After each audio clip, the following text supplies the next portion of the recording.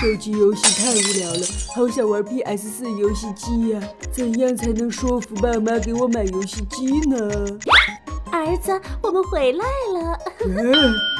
机会来了！啊，我的妈妈，今天的你比天上的太阳还要耀眼！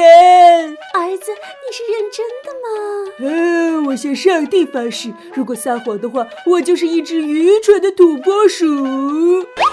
这突如其来的意志偏强是什么鬼？哦天哪！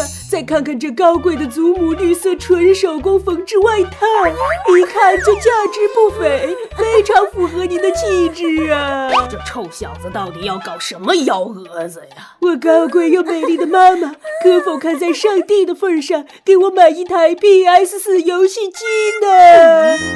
你先告诉我，你怎么知道这件衣服很贵？看爸爸的脸色就知道，你今天一定又花了很多钱呀！